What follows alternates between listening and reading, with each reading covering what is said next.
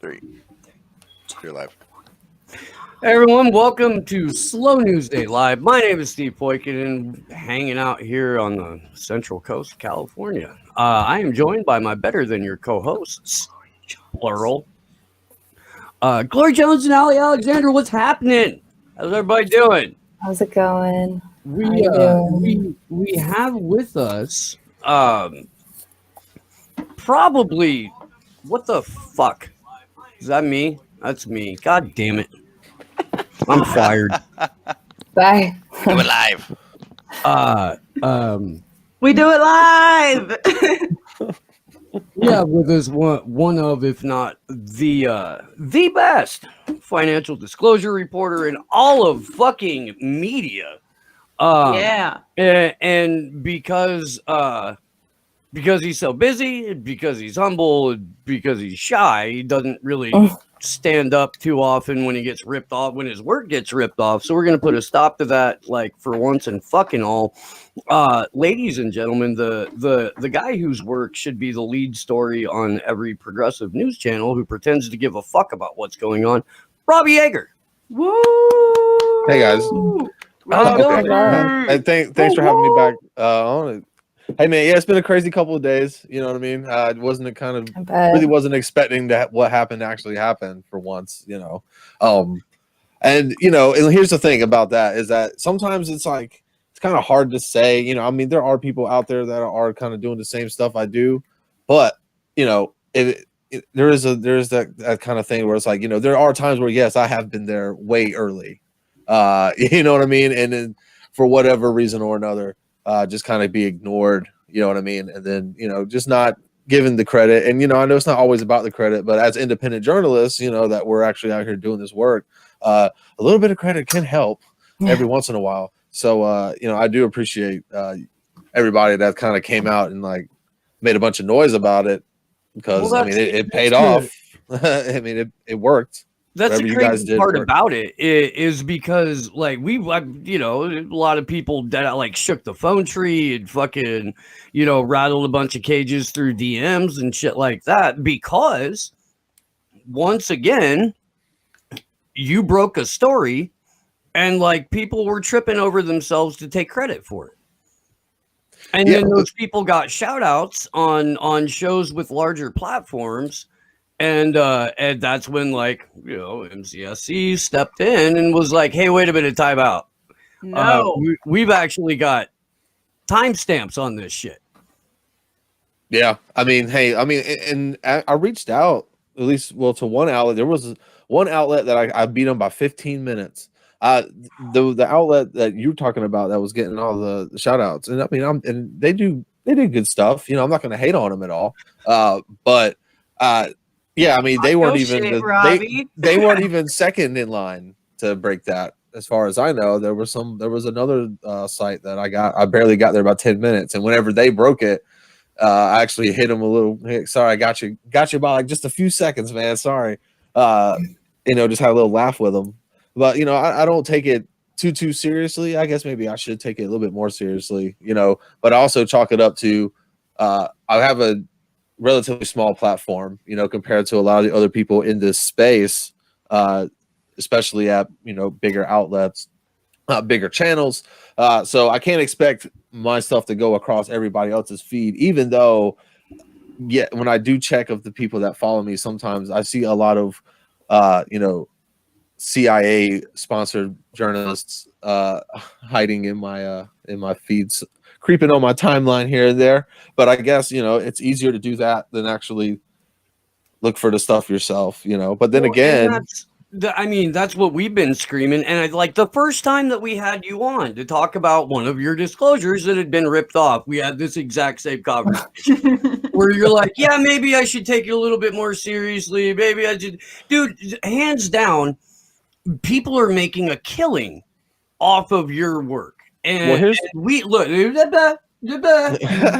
he does this, Robbie. We like you, and we would like you to be comfortable and successful. So we would like you to receive the benefits of, your reporting instead of CIA sponsored shit for brains, lazy hacks. I mean, look, there are times where it's like, I think to myself, how could I literally sit in the bathroom at my other job, and break this story, when this story didn't take any kind of access, it didn't take anything but an internet connection and knowing where to look. And I know I'm not the only person in journalism that knows how to do this. I mean, there are people that get paid to legitimately just be, campaign and political finance correspondents for, several major outlets. They have their own divisions there. And so how nobody said anything about this until, I just don't understand how I beat them. And sometimes I feel like, is there really only like 5 of us out here like looking for this shit? Like, yeah, there's like a dozen of you, and then fucking 800 outlets that just wait. But it's public. It's public disclosure. Like, I'm not doing anything special. I'm really not doing anything special. It's all posted for everyone to see. It's mandatory that we post this stuff. Yeah. They just have to look it up and look at it and report it. That's how I feel with this fucking NSCAI report. It's like, don't really want to read it because it's fucking grim, but like no one else is reporting on it. And it's been public records at their website for like a month now. I mean, that's the nature of the beast. I mean, because here's the thing, because at first it was, I know what the FEC does. It was like a learning process of just knowing where to look for stuff. And then finally you figure out, okay, so this type of paperwork gets filed with this division, with this bureaucracy, and then so on and so forth. And then in the morning, eventually you can just wake up every morning and check all these websites. Boom, boom, boom, boom, boom. Are there any updates, any notable new filings passing through? You know what you're looking for after a while. And if there's nothing, there's nothing. And if there's something, there's something. It's not always going to be, in what I do, it's not always going to be something groundbreaking, right? It might be something kind of mundane, like some lobbyist news or stuff like that. But the reason I do that is because, not all of the important stuff is the big, bombshell reports.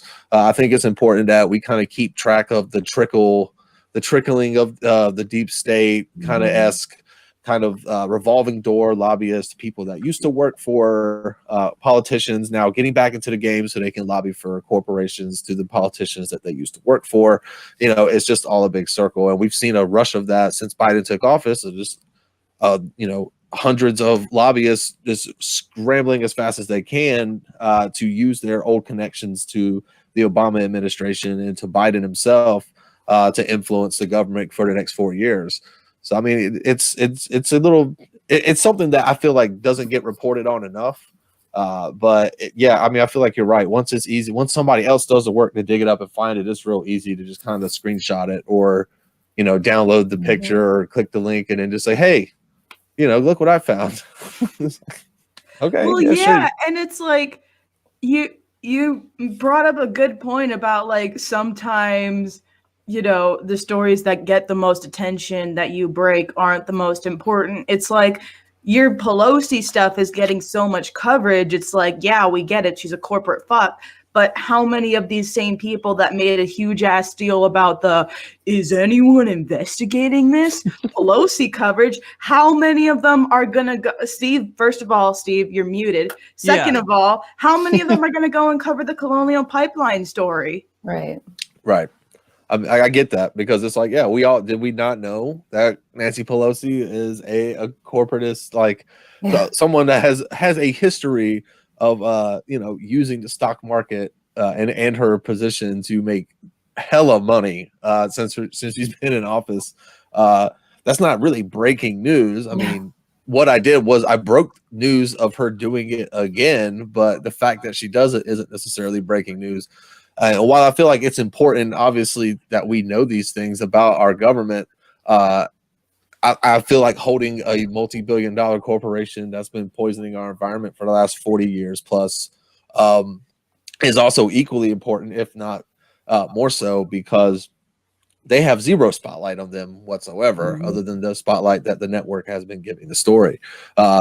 So, I mean, but the Pelosi stuff, man, it's like blatant, right? It's pretty in your face. Yeah. So and we've gone about 15 minutes into the show now without actually saying what the disclosure was or what the report was that you got ripped off from. So and there are people. We don't know if anyone's investigating this, Steve. Yes, Jen Perlman. As a matter of fact, there were people investigating this before you even had the idea to pick up your phone. Yes, Peter. That's right. That's right. Yeah, She doesn't do her own tweets. I forgot. Yeah. My bad.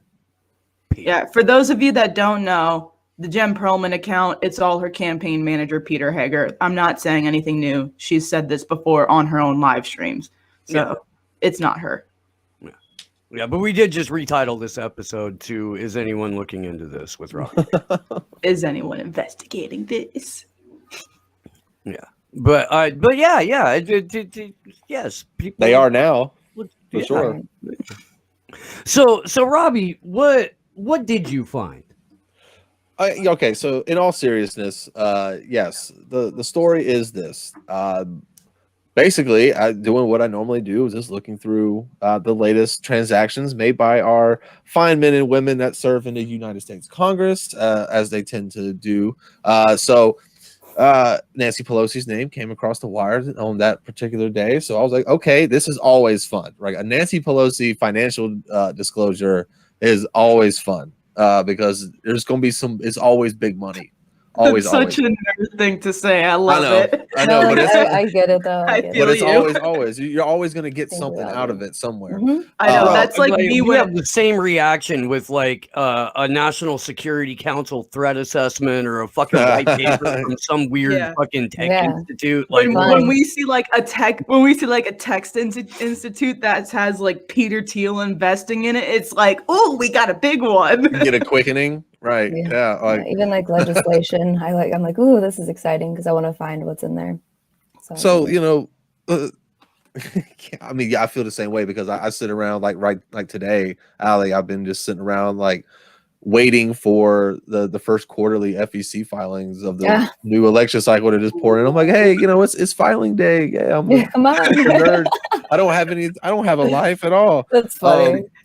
But so Nancy Pelosi bought up to $10 million, I should say, in Microsoft stock in mid-March. I think it was dated. The purchases were dated March 19th.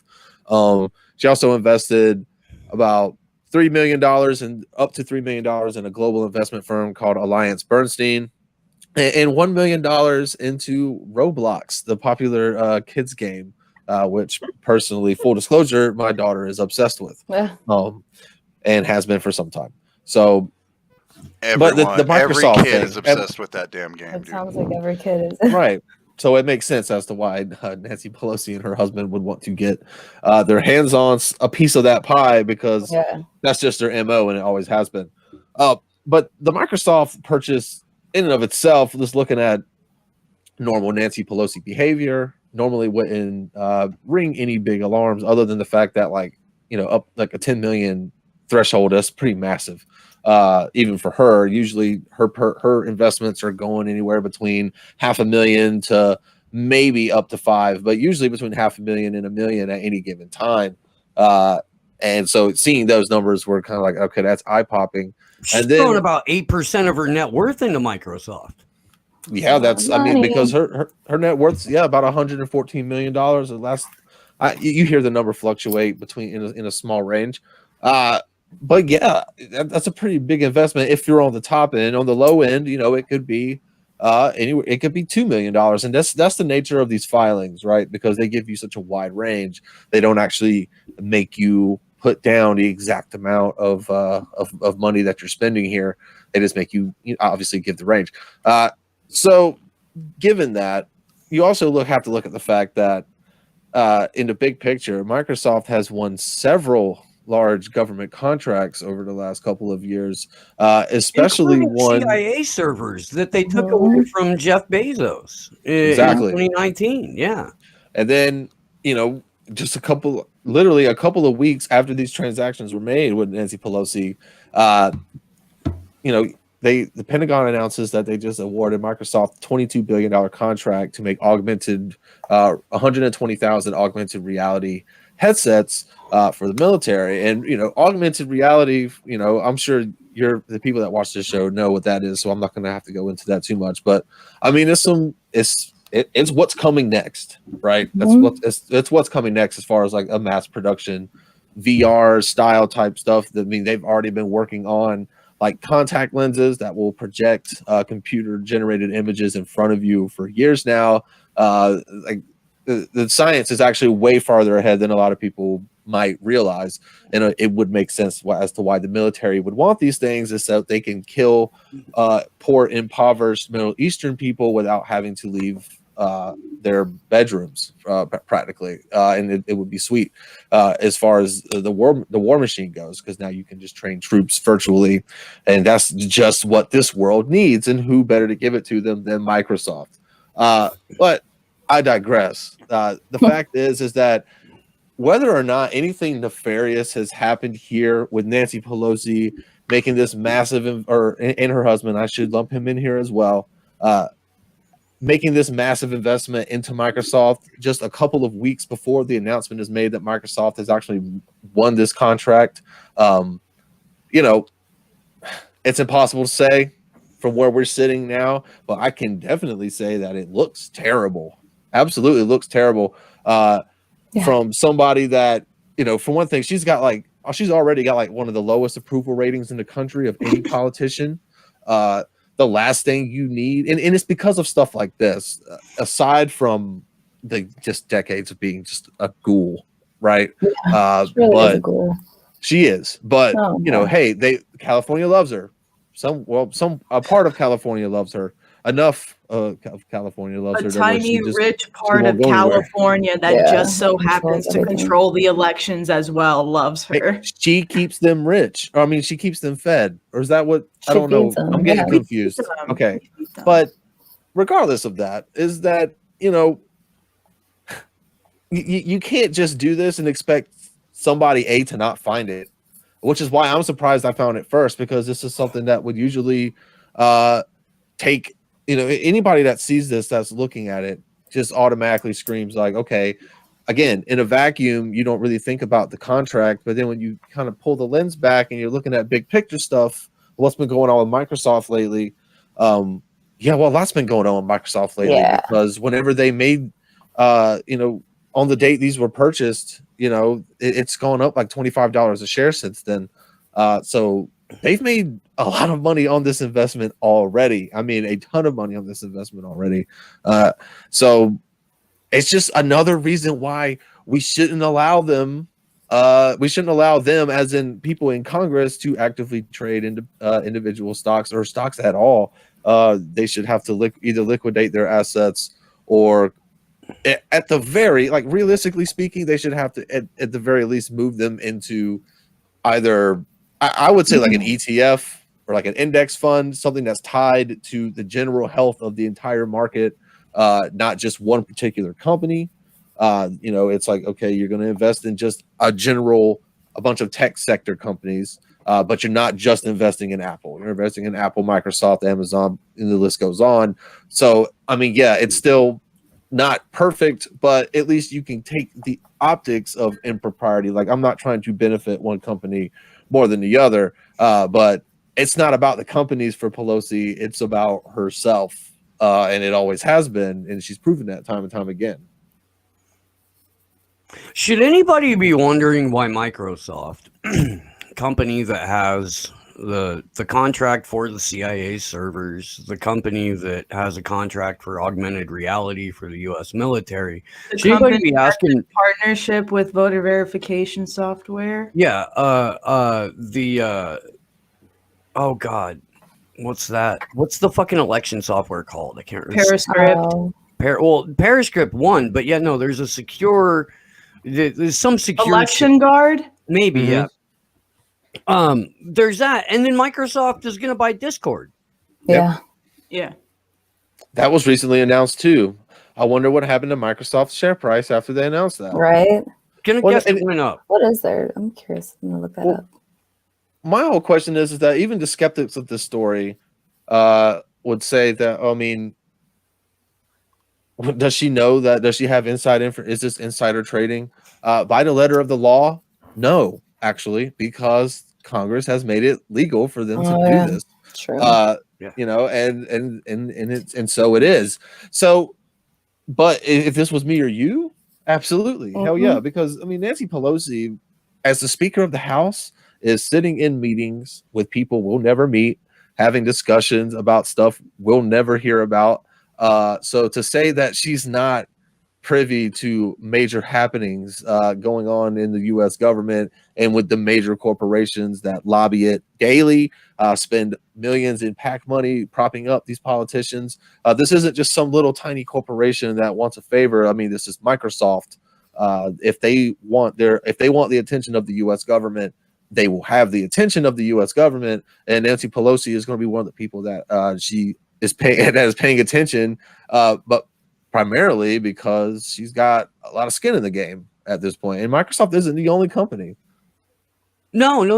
And look, man, the same people that would tell you that there's nothing, improper about this behavior, that Pelosi is somehow like an innocent naif in all of this. It just, well, I mean, maybe she heard a whisper or something, but I mean, she's busy. You can't expect her to just. Those same people will be like, she is the most powerful woman in Congress, and she is a force to be reckoned with, and she can shake the fucking earth. Except when it comes to impropriety, then she was completely out of the picture, had nothing to do with it. Look the other fucking way. There's absolutely nothing going on here.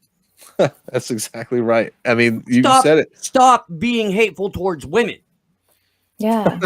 It's violence. She's a pioneer.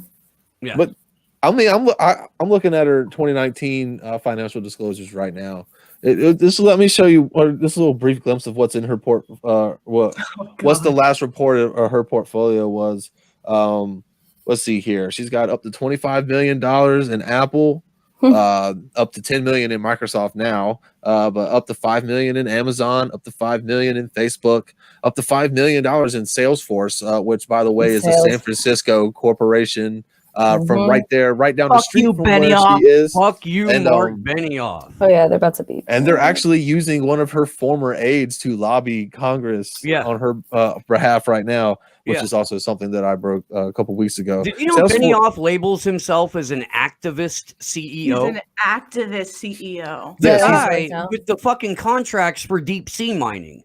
He's actively he's actively and blatantly abusing it, not basically just flaunting his relationship with Nancy Pelosi any chance he gets. Like, he doesn't care. If he wants to, he will spend the money on her. She knows that she's going to spend money on him. She's an investor in his company, and she shows up to private Salesforce events. How none of this bothers anybody? I don't understand. I don't understand. Partnership, Robbie. Mark Benioff and Nancy Pelosi are just stakeholders in all of this. Right. So I just real quick for the record, because I need people to agree with me from time to time. Just because of that, I'm gonna Mark disagree. Benioff looks like a fucking chomo, dude. He looks like a fucking child he molester. looks like Big children right there. He's Big Ed from 90 Day Fiance, guys. I have no idea what that means. Allie got it. I did. I'm not gonna lie, that shows. There's gonna be But yeah, that's a fucking chomo right there. Yeah. That is short eyes. That's what that. I don't even have I don't have any proof of that. But look at him. No, it's creepy. His little rosy cheeks. They just look greasy. Look at his fucking friends. No, we shouldn't judge people by their friends. Just kidding. No, please don't do that. Robbie, you doing okay, bud? Yeah, man, I'm all right. You guys all right. Yeah. Mark Benioff is one of my favorite ecopreneurs, because that's a thing now. That's a thing now too. Yeah. It's all a bunch of bullshit. I mean, we all know this, right? Because all these guys, and when I say these guys, I mean these especially these Silicon Valley CEOs, only have one motive, and it's not to save the planet or make it a nicer place. It's to make money. And what better way to make money than to get a shit ton of money from government contracts because sure, does the CIA, you guys need a new cloud platform? We got you.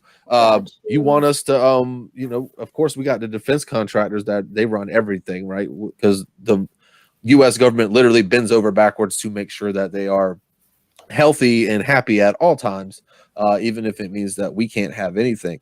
And these representatives profit off of that. And I mean, how many times do I have to, or somebody else has to, report a story about either Nancy Pelosi or Kelly Loeffler or Richard Burr or Purdue, about all of these? I mean, because even what they did was, even if it wasn't insider trading, it was just fucking gross, because that was right at the time the market crashed because of the COVID pandemic and the lockdowns coming down.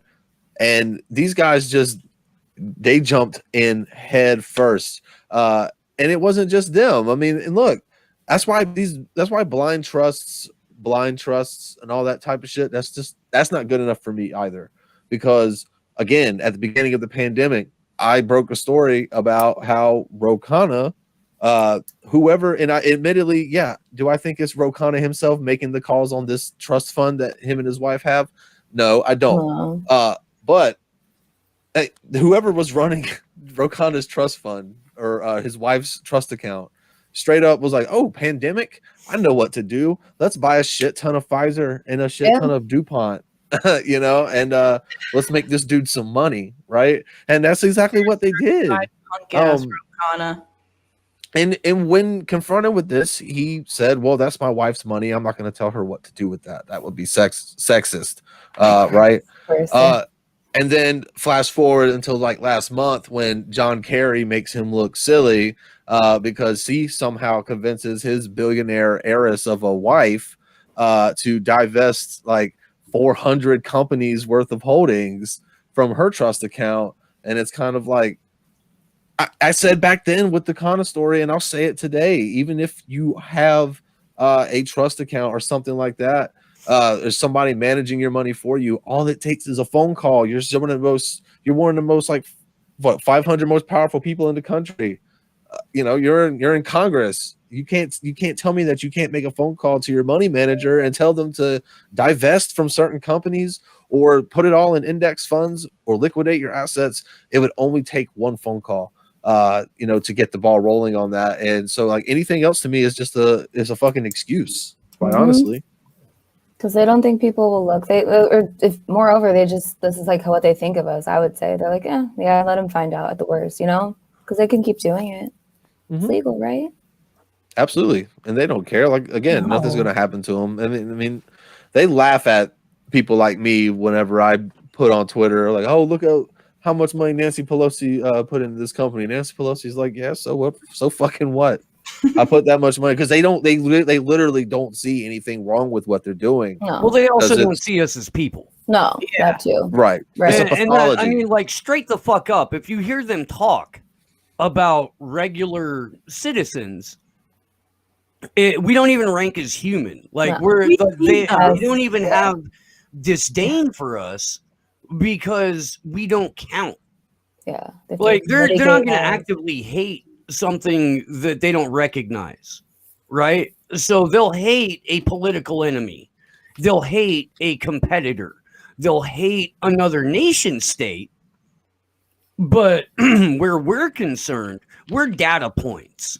Yeah, we're commodities. We're what capital. They're buying and selling and trading. And they don't give a fuck about us. They don't give a fuck about us. They're never going to give a fuck about us. And why you put your time, money, resources, and energy into propping up these fucking demons is beyond me. Not you guys, not you. I know that. But I mean, in general, when people I mean, look at how they frame issues of like free speech and narrative management and like countering misinformation. Like with something like the Capitol 6 thing, that was like, oh, well, you know what? The Capitol 6 insurrection was a manifestation of what happens when we don't put enough filters on their information. Yeah. So it's not on them. It's on the corporations to be the parents of this whole thing. Because it's like Steve said, we're like children. Yeah, at the children. very, We're a nuisance. We're a at nuisance. the very highest of them, we're just children that need to be that badly need to be controlled. Yeah, we can't make decisions on our own for ourselves. We're not intelligent enough to parse their information. We're just a nuisance. Yeah, well, we are potential votes or we aren't, right? So we're either votes or competition for them. But it's funny, I don't see how I left this out, guys. Going down all of Pelosi's investments. Would you believe, which is also something that I broke back in October. You notice I broke a lot of this stuff. But you wouldn't know that. Shit, Robbie. Talk your shit. Yeah, right. But either way, back in October, I broke the fact that Nancy Pelosi's husband, Paul, purchased 5,000 shares of any guesses? I'm not going to let you guess. CrowdStrike. CrowdStrike. It was CrowdStrike. Yeah. So she's got up to $1 million in that. And let me tell you guys, CrowdStrike, believe it or not, has low key skyrocketed. Oh yeah. Over the last few months. It's been doing really well. They've already made probably a significant return on that. And of course, we've all got the documented at least 3 uses of the PPP loans for businesses that Pelosi or her husband have ownership stakes in. So, and again, these problems aren't exclusive to Nancy Pelosi, but whenever you hear about these issues, you always hear about, and to this day, even after they're all out of office, we still hear, well, what about how much money Trump's kids made, or what about how much money the Kushner made, or how much money McConnell linked or his family made off PPP loans or whatever, which is all true that these things all happen.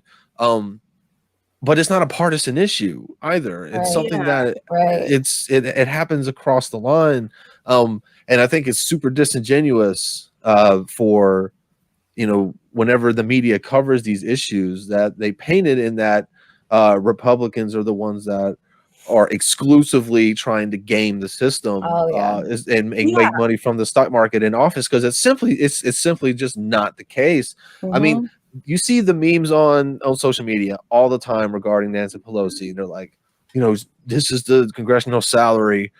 She's been in office for X amount of time. How does she have a net worth of over $100 million? It's quite easy because she plays the stock market like a motherfucker, and her and her husband are very good at it. Her husband is a very wealthy hedge fund manager and has been for some time. I mean, he's got.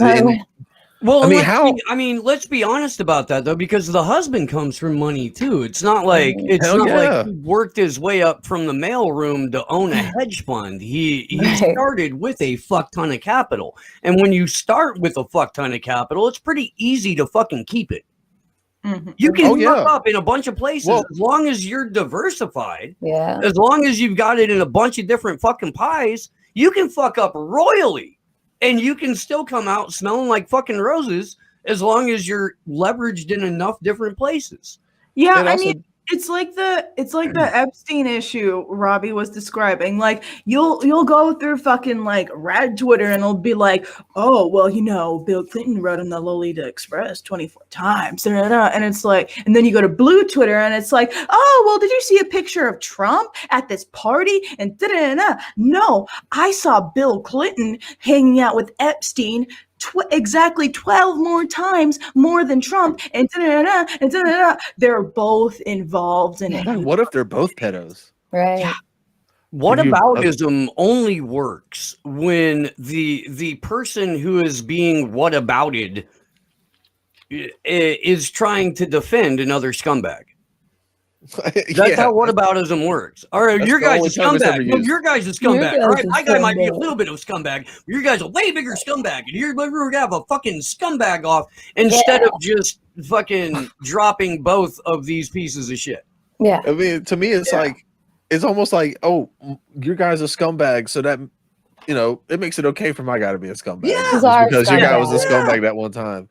So we get we owe you how many titties Andrew Cuomo grabbed. He didn't actually rape anyone. Right. He said he was sorry. Yeah, so like that makes up for Trump, right? Yeah, because Trump never said sorry. So Yeah. Or whatever. Yeah, that's it. Yeah. well, he never apologized enough. Fucking, I don't care about Tara Reid. Look how many assault allegations Trump has against him. But that's When you looking at the state of the state of the public discourse on pretty much anything, whenever like we have conversations like this, it sounds like we're joking. I know. But if you really think about it, like this is I mean, we just kind of pantomimed like a nightly newscast, and then pretty much and that's the also exact kind of tone 75% at least of social media. yeah, which it's a toxic place, admittedly, really right? is.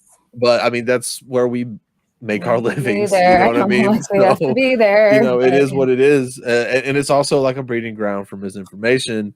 But that's why. But it's also not a place where I feel like they need to be the arbiters of what is and what is not misinformation. Usually, what I say is that, you know, like I said back in the day, if you were to publish a story that was complete horseshit, every other outlet around you, your competitors, would double check your work and inevitably find that it was total horseshit, and they would all publish stories about how your story was total horseshit, and you'd lose all your credibility. And that's just the way the game worked. Now it's like, well, Twitter said that this could have misinformation in it. Well, where's Twitter getting their fact checks from? Like, oh yeah, well, from the CIA. my fault. Okay. That's silly of me, because I'm pretty sure that there's a bunch of. I know for a fact that Facebook has got, you know, they're full of spooks, right? So I mean, Twitter is probably the same way, you know, because that's social media for you now. Like they're basically arms of. You know, the arms of the state. Yes, quite honestly. So that's why 100% exactly correct. There is zero daylight between big tech and the government. Big tech is the government. 100%. Go for it. Sorry. No. Go ahead, Steve. And everything else is a cesspool of conspiracy theories. Well, no, but that's why it's such a big deal. Like, why problem for the, you know, was it the third person in line for the presidency to own like double-digit millions of investments in tech companies like Apple and Microsoft, and CrowdStrike and Amazon and our soon-to-be tech overlords for the next, you know, well, to the end of our species. Wait. Hang on. Over Robbie, I'm trying to wrap my head around this. Are you telling me that Nancy Pelosi, the kid from Baltimore whose parents were mobbed up as fuck, who went to San Francisco to also be mobbed up as fuck, are you telling me that this individual may not be on the level? You know what? Who knows? I can't be the first person to have breaking this news to you. If I have, I'm so sorry to have to like mind fucking blown, pull homie. the rug. Mind fucking blown. If you walk away from anything, brand new information that you get from talking to me today, let it just be the knowledge that Nancy Pelosi may, in fact, be one of the most corrupt politicians that we've ever had in this country. Not Nancy. No, look, I'm gonna get a call from a lawyer or something. You know what I mean? At some point. But in all seriousness, like. You can't do this type of shit and not expect people to say stuff like this about you. Not people that actually care about conflict of interest issues or shadow lobbying issues or just personal enrichment. Like honestly, you guys were holding up.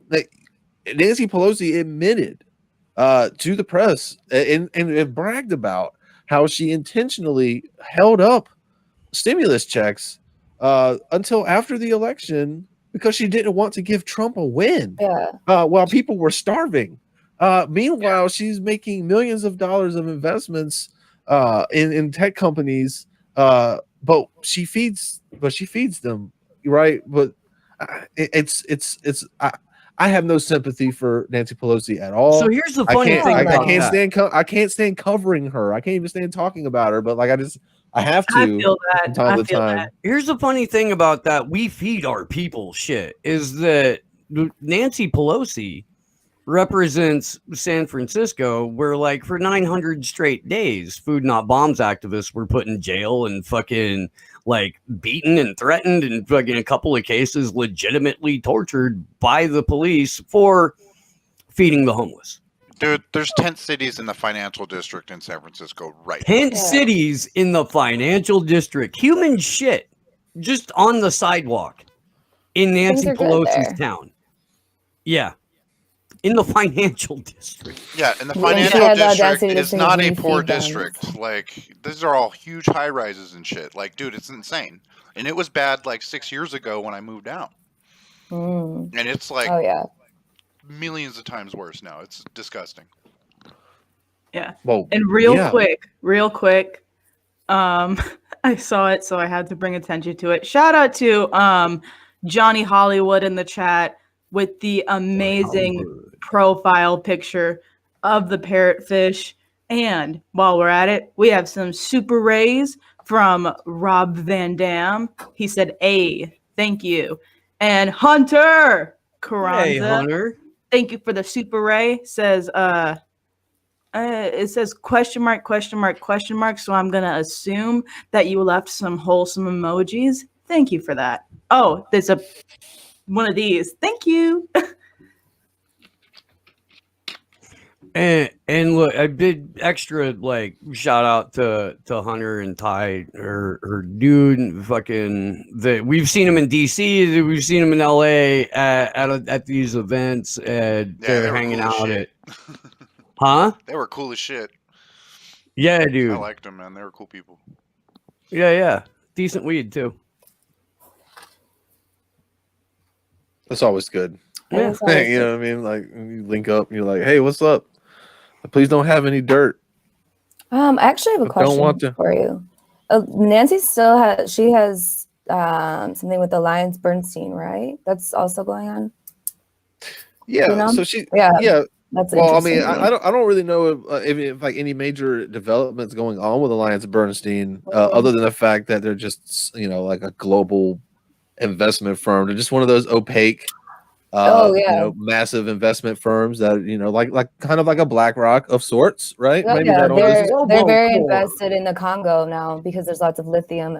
All these resources that will be obviously that's going to be valuable with this new green economy and such. So I'm not surprised that she's got interest in there as well. And actually, let's look at what we know. We know from the Biden administration, we know from Initiative 21, we know from the World Economic Forum that we're going into a fourth industrial revolution and a great reset.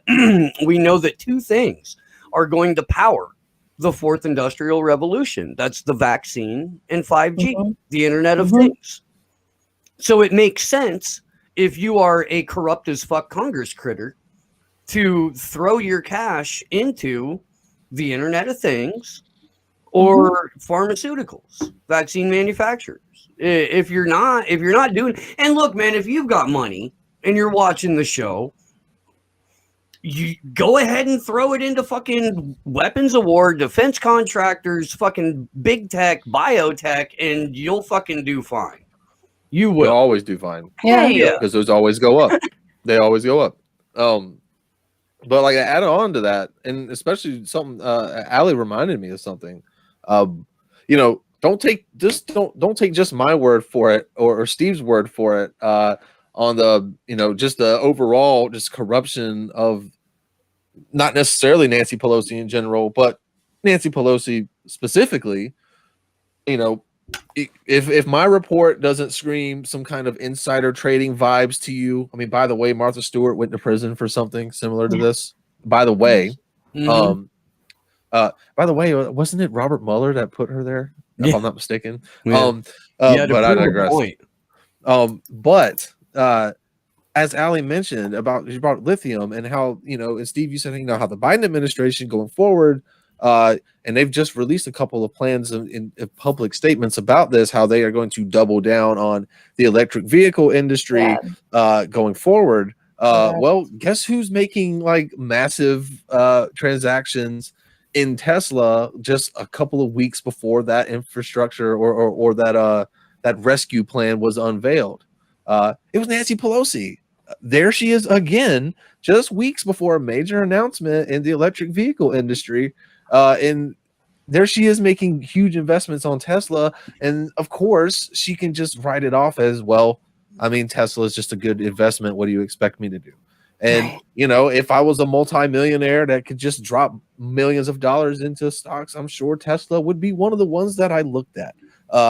Because if I was just a capitalist goon that just wanted to, make money like off the backs of, other billionaires like that, I mean, because look, honestly, we all know, and I actually think I saw a story published by, I can't remember the exact publication, but I do remember saying that it was like close to 80% of all of the money going through the market is controlled by like 1% of the people in the market. That's correct. So that was a fun game. Knowing that, and then knowing also what we've learned from the whole with the GameStop shenanigans that was going on, which by the way was awesome, but it showed, and thank God it started actually teaching people what a fucking short sell was, right? Because now you can see why you can't make any money in the stock market as a normal person.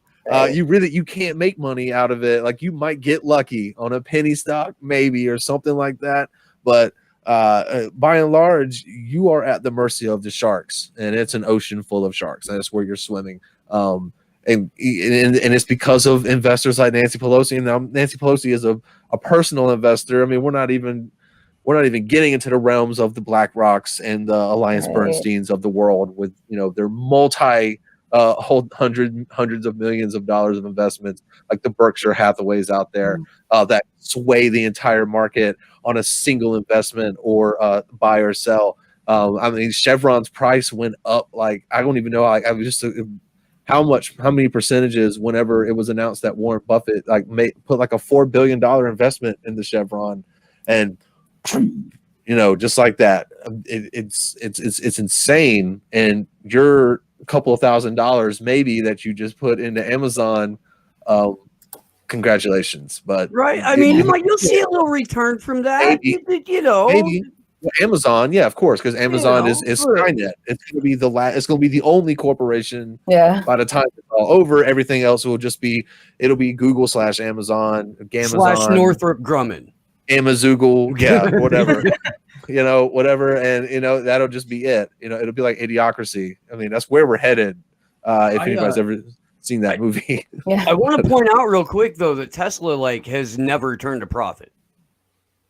No, but their stock does really well, and honestly, does great. They never report a profit. And in the casino economy, that's really all you need to know is that, dude, it's so. And I'll be the first to admit, I'm a high school dropout, guys. I'm not an economics major, right? I never worked in the stock market industry, but I mean, doesn't it seem to just be arbitrary at this point? Like, you can, even as just a normal person, you can look at the stock market and you can compare it to the actual reality that we're living in, and that the economy itself sucks. And there's no jobs. People are starving. Poor as shit. But this stock market is doing fantastic because it seems like all of these stocks are way overpriced. Like, they're way too high. There's Apple just went through a 4-way split, and they're still one of the highest price stocks out there. And it's ridiculous. I know. They're buying their own stock. It doesn't make any sense. I know you got to work 9 jobs just to pay 1 month's rent, bro. But hey, did you see Boeing stocks the other day, bro? Oh my God. Yeah, airlines for sure gonna go for the summer. Yeah, it's all connected. Robbie, I don't know how much time you have with us tonight. We've kept you for about an hour. I don't know if you need to get out of here or not. You're welcome to hang out though, man. I mean, if you want to talk for 15 more minutes or so, I'm down, man. I don't have anything pressing going on. I haven't gotten any emails or anything. I was hoping I'd have some news or something to break while I was on the show tonight, but it's been actually a pretty quiet. It's been a quiet FEC filing day, so the nerdy side of me has been kind of disappointed a little bit. But while we have you here, What's going on with the Colonial Pipeline spill? Oh yeah. Oh, great. Yeah. So I don't know when the last time I was actually on the show to talk about it, but I don't believe that. I think I saw you talk about this the night I broke it, but I don't actually think I've been on the show since then. So like the really only real development I think since the last time, and if for any new viewers, briefly, it's the Huntersville, North Carolina pipeline spill from the Colonial Pipeline Company. 1.2 million gallons of gasoline into a nature preserve. Lots of discrepancies in the initial reports. First, it was 63,000 gallons. Then it was 200 and I think 50 some thousand gallons. And then they had to pull some teeth to finally get them to come out with the real number, which was 1.2 million. Colonial Pipeline's got a history of neglecting their pipes and a history of spills. And the latest update is basically I broke a report that was published by PHMSA, the regulating body. It stands for the Pipeline and Hazardous Materials Safety Administration. That's the federal body that oversees the pipeline regulations. They basically put out a report that said, and I'm paraphrasing here, but the entirety of the 5,500 mile pipeline that runs from Texas up to New Jersey, the entirety of the system is a public safety risk, an environmental safety risk, and a risk to property as well.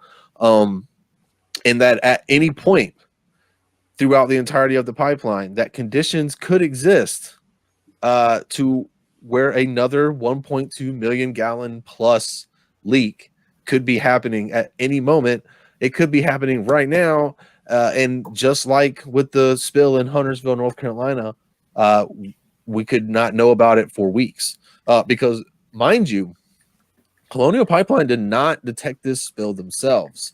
The only reason they found out about it was two teenagers on ATVs doing what they do in Huntersville, North Carolina, because that's literally probably having an ATV has got to be a prerequisite for living out that way.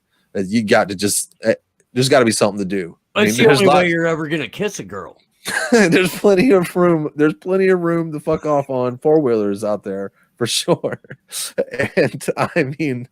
But if they wouldn't have been riding through there and smelled the gas and alerted authorities, it could still fucking be leaking for all we know.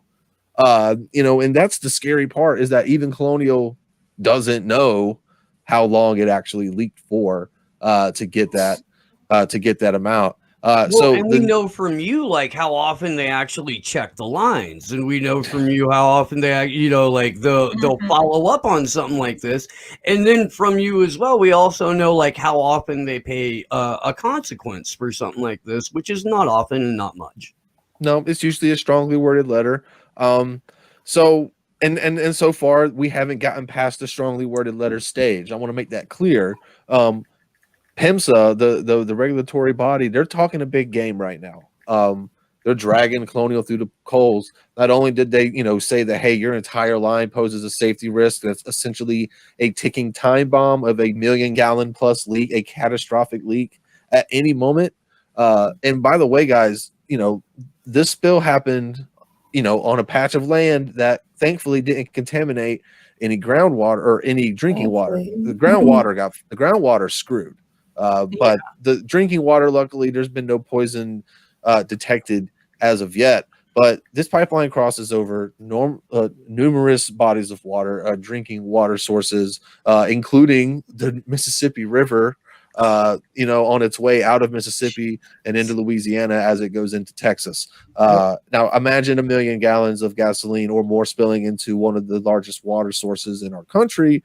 It could have catastrophic effects. And for once, it's not just me saying this, it's the federal government actually agreeing with me for once, which is a rare thing. But like I said, they're talking a tough game. They're demanding that Colonial Pipeline perform a complete evaluation of their detection system and their inspection methods and record keeping. And basically, there's going to be some kind of review process made by the federal regulators and basically saying, you need to make these changes, blah, blah, blah. I expect fines to come down at some point. I mean, because regardless of this, enough people know about it now, thankfully, to where if the federal government doesn't fine Colonial Pipeline for what they've done, even though they basically said that this leak was made worse, and I'm basically directly quoting this report, is that this leak and other leaks in the past were exacerbated by Colonial Pipeline's basically inadequacy at inspecting and detecting issues in their pipeline. So it's nice to hear the federal government admit that Colonial Pipeline has been completely screwing the entire country over, or especially the East Coast over, for decades now. And that it's nice to hear the federal government admit that they've been neglecting their pipeline. But if you guys have known this, would you guys just now realize this? I mean, let's put it in perspective. What's the most popular pipeline everybody knows about and everybody talks about now? It's Dakota Access. Mm-hmm. All right. The last time the Dakota Access Pipeline had an incident reported to federal regulators was in May of 2020. It was about 180 gallons, right? Since that time, Colonial Pipelines had 10 incidents, and that does include the 1.2 million gallons, which makes all the other gallon amounts look irrelevant by comparison. So there's really no point in bringing them up. But the point stands, and I make this point over and over again, is that while DAPL is bad, Colonial was actually worse. And neither one of them are going to be shut down anytime soon. The Biden administration basically just told everybody that thought that they were going to, anybody that actually thought that Biden was going to shut down DAPL was severely misguided. Let's just say that. But now that he's made it official that he won't, that, as you know, they tend to do, because look, guys, once you start operating an actual pipeline, once the fuel starts flowing, once people in the region start seeing their gas prices go down, you have a hard time shutting off the pipeline permanently. Maybe if you need to make repairs, maybe if there's an inspection of some sort that requires shutting it down for a few hours. But as we saw 4 years ago, Colonial Pipeline had an explosion in Alabama. It caused the pipeline to shut down for a couple of weeks. We had a gas shortage all across the East Coast. Gallons of gas were like $6, $7, $8 a gallon. And, you know, if you've got money, that might piss you off when you drive by the gas station. But I know several people that I know right now. I know that these are people that we can all relate to, that literally have $5 in their wallet right now, and they're gonna take that $5 and put it in their gas tank to get to work tomorrow morning. And if that $5 only buys them 1 gallon of gas, those are the people that are going to pay the price. That's as fucking far as they're going. Yeah, it's an unfortunate reality. It's a disheartening reality, but it's the reality we live in. So if we're going to have these godforsaken pipelines, two things need to happen. One, companies like Colonial, especially Colonial, need to be paraded out in front of public, basically, and made an example out of. And for all the other companies, including DAPL, to basically say, hey, you're not going to be able to do business like this anymore, or else you won't be able to do business anymore. We will revoke your license. We'll force a sale, because the government, and this goes into phase 2 here, not only did obviously they need PIMSA needs a bigger budget, it needs more manpower, it needs better technology to perform better inspections, but it also needs more teeth, and it needs to be able to hold up a Colonial Pipeline type company that just disregards its pipeline and pollutes the country at will, and say, we will revoke your business license, and we won't allow you to run this pipeline. We will force a sale. And I know a lot of capitalist people do not like to hear that phrase out there. But quite honestly, you should not just be allowed to continue to operate a piece of critical infrastructure, regardless if the Biden administration wants to say it is or not. Our pipeline system is part of our critical infrastructure, is part of our national security infrastructure. And the government's not doing much to stop these companies from letting it just sitting there and rotting. But if you're going to do that, something has got to change. Somebody's got to say, you can't just let it sit here and rot, because if you do, we're going to force you to sell it to someone who will gladly take your profits off of you and take better care of it. Because if we don't make an example out of Colonial Pipeline right now, Dakota Access is going to look just like it in about 15 to 20 years. And now we're really going to be fucked. You know, just imagine when Line 3 from Enbridge gets done.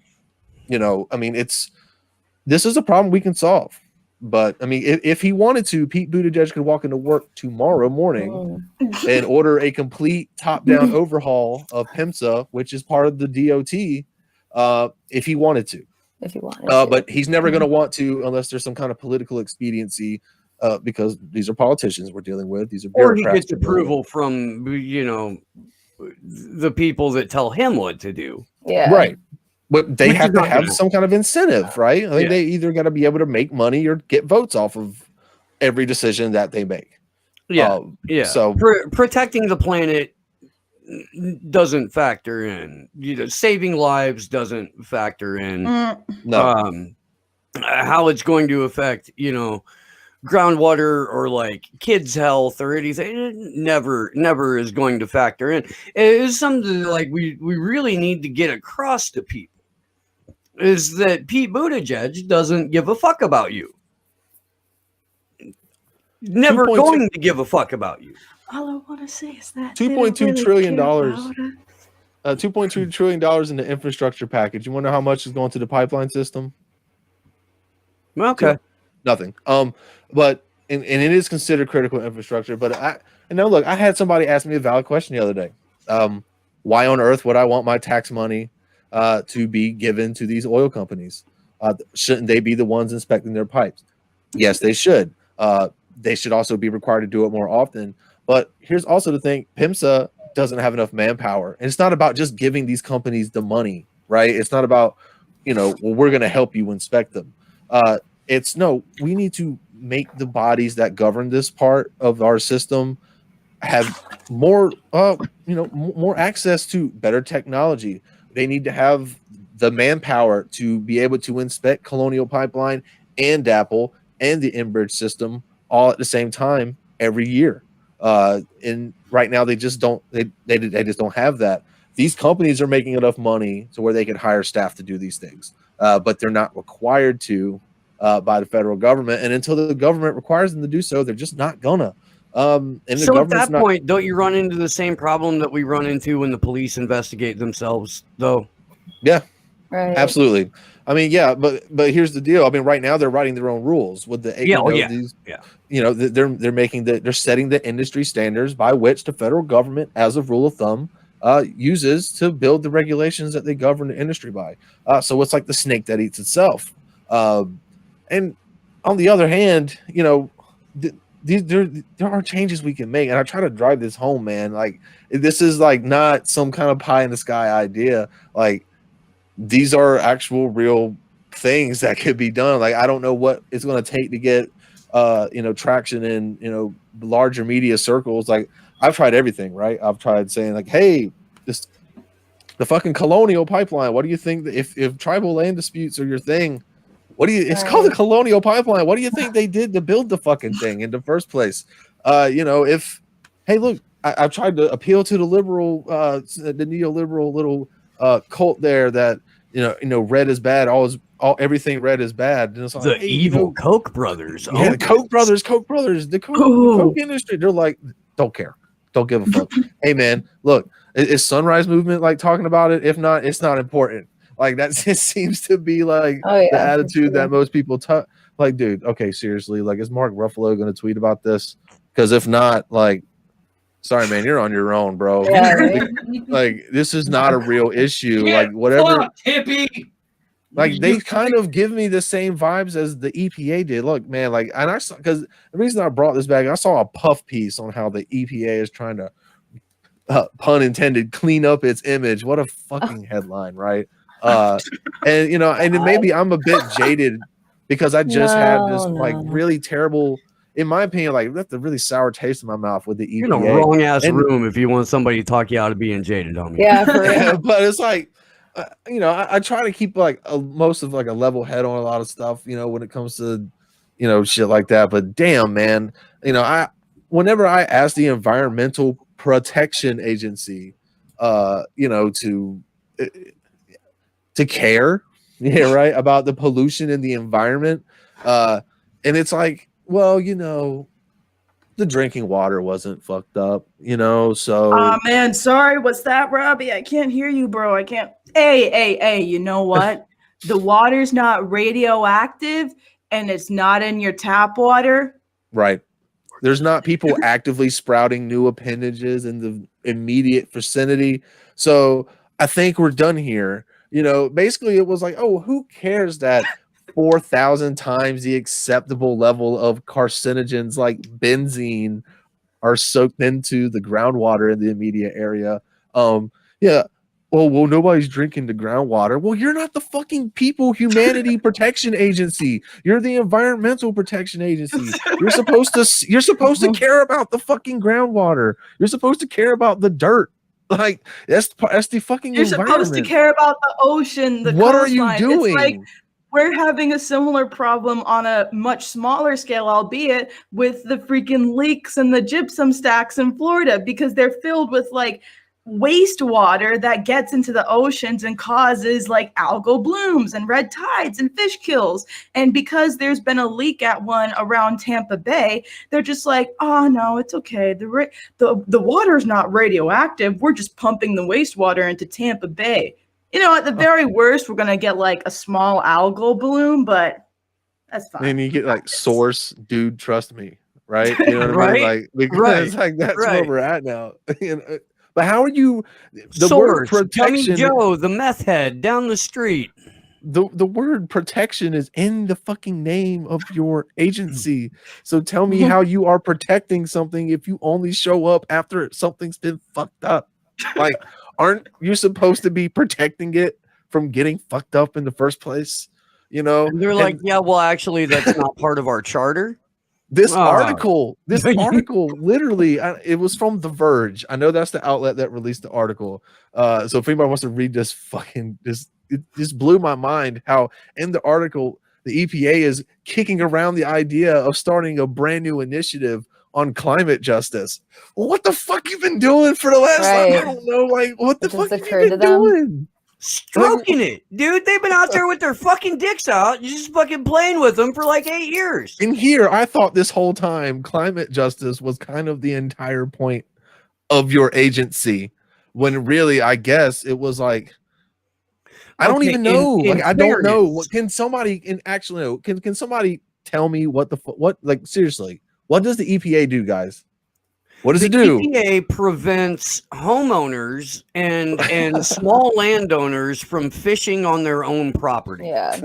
That's what the EPA does. The EPA will fine a private homeowner $20,000, $200,000, you know, if they put a fucking sprinkler in the wrong spot. But like here with what we're talking about, no, sorry, that's not part of our mandate. Yeah. So what you're saying, Steve, outside of that that's a pay grade. You're saying the EPA is like a federal level homeowners association. Yeah. Essentially, yeah. That's like the worst kind. That's like the worst kind of. That's like the worst kind of organization. That's even worse. I didn't even think they could get worse, and then I had to make that comparison, and now I can't separate the two. The EPA was created 49 years ago because the Cuyahoga River was on fire. That's why. Did they put it out with a strongly worded letter? I think they put it out with more toxic chemicals, which is really fucking funny. They dumped a bunch of fucking foam and shit on it. But I mean, that's why we have an EPA in the first place, is because it got to a point to where rivers were burning. And we're 50 years removed from that, and we're damn near at the exact same fucking point as where we started, because we created this organization and everyone went, yeah, no, we're not going to do that. That sounds like too much. Can we just have a little fire in the river? Would that be okay? Let's have a talk about allowable levels of carcinogens, because we can't have none. Steve, we gotta find a balance here with our allowable levels of benzene and.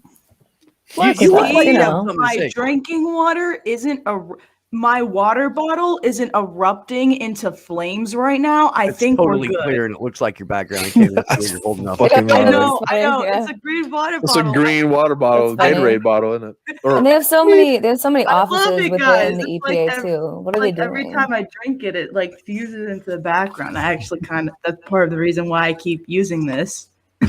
I feel like disappearing now. Every little office under the EPA all says like through innovative partnerships and collaboration. The same language and like all the different offices they have within the EPA. Like, are they trying to fix the environment with fucking corporate friendly buzzwords? Yes, Steve, that's the point. Sanitized fucking bureaucratic jargon. That's what's going to get us out of here. Yeah, absolutely, bro. Don't you know? That's what we do. It's public-private partnership, Steve. They will need more activist fascism. CEOs. We need more ecopreneurs. Steve, it's not fascism because you're a stakeholder in this too. We all are.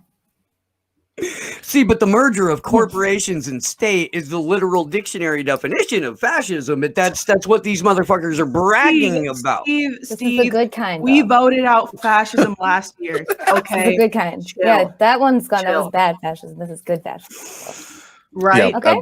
This isn't even fascism. This is the pinnacle of society. They're right here.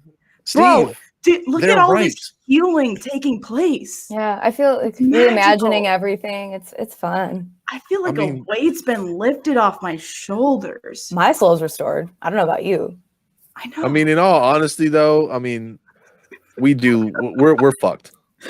Like hardcore. I mean, it's not even funny. I mean, it is funny because we are spinning our wheels in futility as we speak right now, even talking about this stuff, pretending like the people we're talking about ever are going to give a fuck, because they're never ever going to. You see, at the same time though, man, like we've got plans and contingency plans about, like communities that we're building out and places that we're going to, and granted, most of these are in the continental United States and we're fucked, but perhaps for a handful of generations, we won't get absorbed by the technocratic panopticon. I mean, we'll actually get to stay human beings for a little bit. Steve, you can cross the border to Mexico if you do it like how Commander X did it. Oh, bro, if I want to leave, I'm leaving. Like believe that. Yeah. Believe that. Well, but I'm concerned about more than just me. Well, I mean, I would say that, I mean, in a world where I wouldn't be surprised, right now, if I turned on CNN and I mean, because this is what the media has been like for the last 5 years. It's been the chyron at the bottom of news stations have said something like Trump eats Kit Kat's holes, eats Kit Kat's hole, refuses to take clothes off and shower, or some shit like that. You know, like that's what headlines have been. But you guys have been actually day in, day out covering the Assange story, which is like the most important thing. I mean, before I got out of here, I just wanted to make sure that everybody watching, obviously you guys, if you're viewers, you guys know this already, but you guys seriously have done the greatest job covering the Assange trial, the entire case. Been fantastic. And Allie, you're part of the family now too. So I mean, you're gonna and look, it's not gonna stop anytime soon. And I'm sure that you're gonna do great. And because I think this is our first time being on with each other. So it is, yeah. Look, we're so fucking happy that Allie's here, right? Like it's great. I mean, always nice to make the family bigger. Oh, thank you. It's flattered, really, to be around all you guys. Robbie, you do wonderful work. If you're on, but you guys need to be the go-to source for Assange stuff. Like you guys, honestly, you should be, because I mean, day in, day out for how many weeks in a row, Steve? 94 now. Okay, so right. I mean, that's like 90. That's like 90 more than like anybody else in the entire field of journalism have done on Assange, and and I'm not trying to shit on any other. There are lots of great activists out there, but I mean, seriously, you guys have the dedication you guys showed to it is, fucking inspiring, dude. We picked up where where it looked like there was a little bit. It could use a little bit of help, and that's all we've done. I mean, that's all any of us can do. We just. Yeah. I mean, I feel like we just want to contribute, right?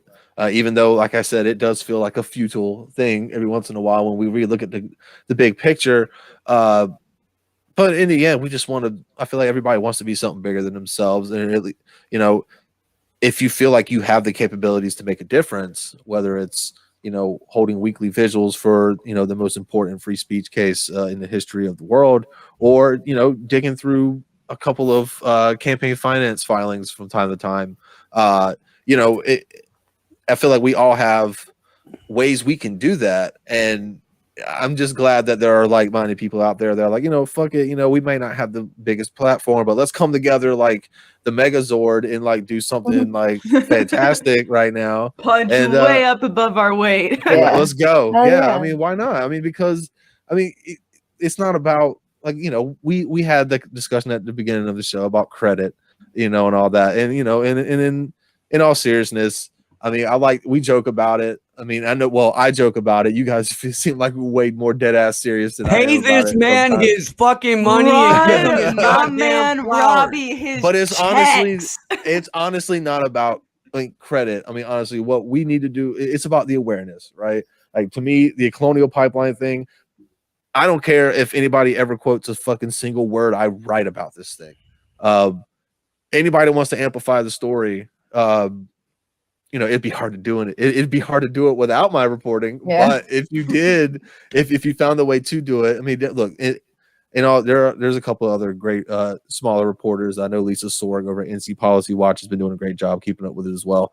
But in all seriousness, like, I feel like we look at journalism now through like this social media click on me lens, and I know we're all indie journalists and we're all trying to make a little bit of a living off of this. So Flat the fuck but out, it's so dude. it's Flat but the it's fuck so out. And, Yeah. and before you continue, there's fucking nothing wrong with somebody going out there and saying, "This is what I want to do. This is how I'm going to do Right. it. I'm going to be open about Yeah. how this process works, and I need your fucking money in Right. order to do it." Absolutely. And I think there's a huge that? difference between that, being transparent and actually truly being independent and supported by the people that watch your show, as opposed to what outlets like that's claim to be independent, like TYT and The Intercept, that, what they claim to do. And it's also such a highly like polarizing time right now. I'm not going to call it like infighting because they're not on our side. But, there are lots of, Yeah, you're right. there are lots of posers out there. I Yeah. mean, quite honestly, that, their only idea or their only goal is to talk shit about the people that are actually doing the real work. Yeah. And I think it was Denzel Washington I heard say one time, like, those that can't talk about those who can. And I feel like that's, the case in a lot of this is that, we're out here trying to do some real work. And, it's work that not many, I mean, look, in my case, maybe not so, but in your case, it's work that literally nobody else is doing. And if it's not you, then who will, right? And if it's not now, then when? So like, again, like, Allie, I'm glad you've joined the family, and I'm glad that, you guys are allies, because I wouldn't want to be the other guys, for one. I would not want to be on the other end of the megaphone from Glory Jones. How do you think I felt joining? I was like, okay. Not at all. Yeah. Not at all. Are we really that fucking? Really? I Are we that mean- scary? I don't feel like we're that scary. I don't think I'm that That's scary. scary. But I can see why people would be scared if they don't know their shit. But I mean, I do have some, I'll be honest, I do have some harsh words at CNN buildings from time to time, but you get to know me. I'm just a fucking, We're a fucking joy to be around. yeah. Everybody thinks I'm like the nicest guy, but like in reality, like, I mean, I got my mean streaks too, but like, I just feel like I always want to keep in mind, right, that, and we all know this, right? We have lots of disagreements with people in our space, like in our little indie media space. Some bigger than others, right? But in the end, I feel like as long as we're all trying to achieve the same goal, which is a transparent, open government, then the little shit here and there is going to get worked out along the way. Yeah. But only if we're trying to achieve the same goal. If you're trying to basically push narratives that either come directly from the CIA or national security state, or from Democratic consultants or party consultants in general, either GOP or DNC consultants or lobbyists, or sheep herding people. Because honestly, that's the biggest thing going forward as we go into these midterms. You're going to see a lot of like the Bernie grift machine that was built from 2015 up until 20. That's still like it's winding down now. It's about to move on to. I mean, I hate to say it, but it's going to move on probably to the Nina Turner grift machine. Definitely AOC is going to ride that big wave. And when I say that, I mean like there are going to be people out here disguised as truth tellers, disguised as journalists. Oh yeah. Who are only interested in taking the easy route to gaining followers and gaining clicks instead of actually wanting to support and actually build an actual base. If that makes any sense, like you guys built an actual base of support. Fuck yeah, we did. Oh hell yeah! We did. You didn't see. And everybody who heard that, go ahead and give yourself fucking ass smacks because you're the fucking best and best looking audience in the internet. Facts.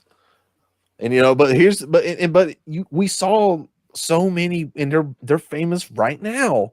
So many personalities just okay. This Bernie train is taking off because it was easy to hop behind Bernie during the 2016 primaries simply because of the fact that he wasn't fucking Hillary Clinton and he wasn't Trump.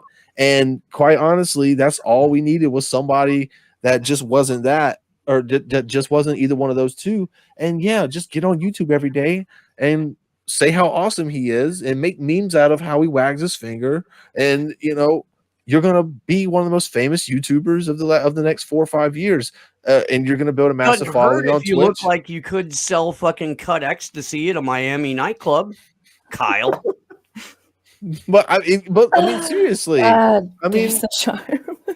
but it happened like that, and it goes so deep, and it's about to continue. And this is where it's important for people to understand, like there are going to be a new wave of little griftomaniacs that are going to pop out of the woodwork and try to ride the AOC, Nina Turner, progressive so-called wave coming out over the midterms, but they're not genuine. Right, because in a couple of years they're going to start saying, "Hey, you trust me because I've spent the last couple of years telling you everything you wanted to hear, everything that sounds good." And now, a couple of years later, now that I've built up your trust and you've been watching my program, and I've been telling you to trust these politicians that you've given your donations to and that you voted for, now we're all going to start spinning this message that, hey, the guy in charge is doing the right thing, which is exactly what Bernie did for Biden. It's exactly what AOC does for Pelosi.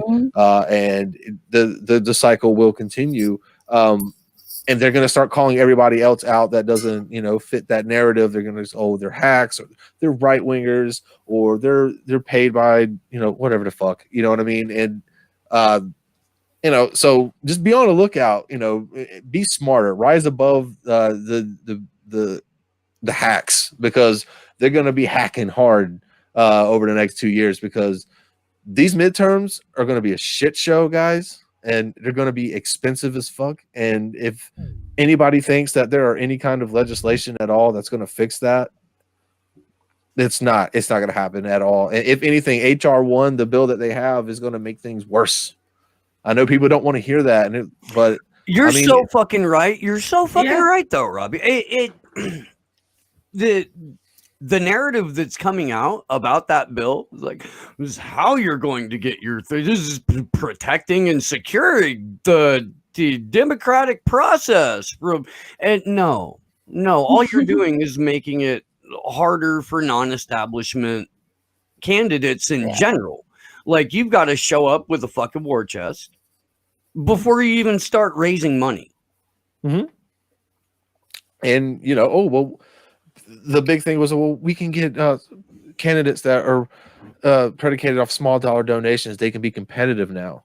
No, they can't. Not really. I mean, so what? So you can match $6 to every one up to donations of $200, right? Because that's the same threshold the FEC uses for small dollar donations. So the HR1 doesn't change that threshold as far as what they consider to be a small donation. So you can get a 6-to-1. So basically, that your $200 will turn into $1,400 because you add the 12 on.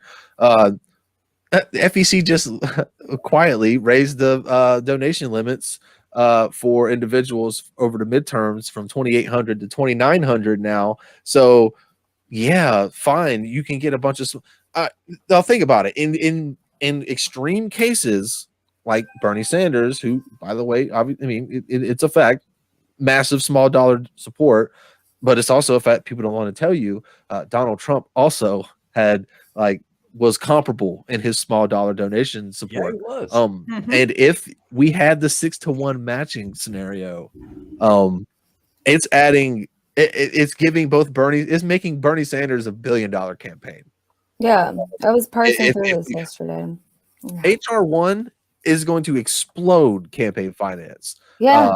It's not going to make it. We're not getting any closer to getting money out of politics with HR1. We're about to inject a shit ton more of money into politics because apparently, guys, there's this giant pool of unlimited funds paid for by white collar criminals and corporate criminals that we can just take the money out of at will and fund fucking campaigns with. But you can't get a stimulus check and you can't have free healthcare and you can't get your student debt canceled because fuck you all. That's why. You just get right. Yay! You just get your little. Oh, go ahead.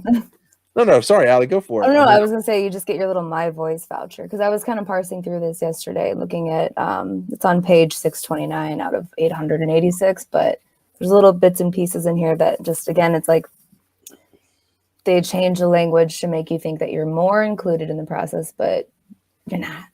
It's all. Yeah, and Allie, look, I mean, even deep down in there, in the language of the bill, there's a lot of people saying, "Oh, HR1's going to end dark money in politics." Yeah, right. Well, there's a big old clause right there that says that right after it says, "Well, any organization that or any nonprofit that donates to any committee or super PAC is going to have to disclose the names of all of their donors of $10,000 or more to that organization." Which presently, if you just left it at that, would be a huge deal. We'd finally get to know who's donating all this money to a Center for American Progress and Tides Center and 1630 Fund. This is all fun and new information we would be getting. Well, wait, hold on. There's the fine print that says threats of reprisal or harassment.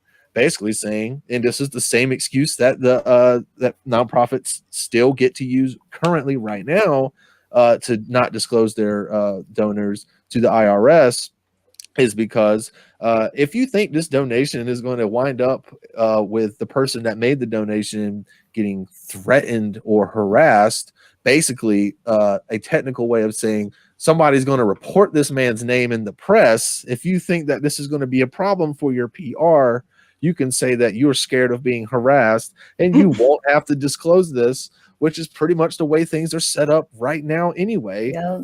So I don't see it's totally misleading the way the bill's being sold, specifically on a campaign finance thing, dude, because I'll let Pasta and Feed do the election, the voting stuff, because that's just not my forte. But financially, HR1, I can tell you it's getting sold as like the thing that's going to, like you said, secure our democracy for forever.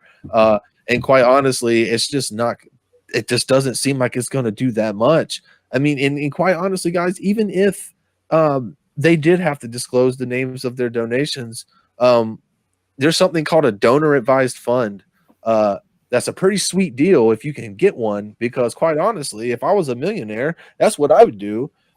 Fidelity Charitable was an example of donor advised funds, and here's basically how they work in a nutshell, and then I'll leave you guys to it. I'm gonna leave you guys with one more nerdy anecdote about some financial shit, and then I'm out of here. So donor advised funds are going to be the next way that dark money is used.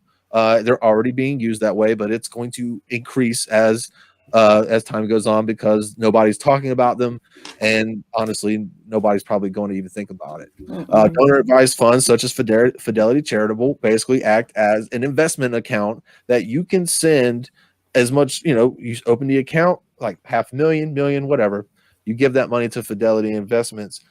Fidelity, actually, whenever you give that money to Fidelity to put in that account, it counts as an investment or a donation to a charity. So you can donate this, you can give the money to Fidelity and write that off on your taxes as a tax write-off or a donation. However, that money actually sits in the account until you tell Fidelity where and how much you want to donate.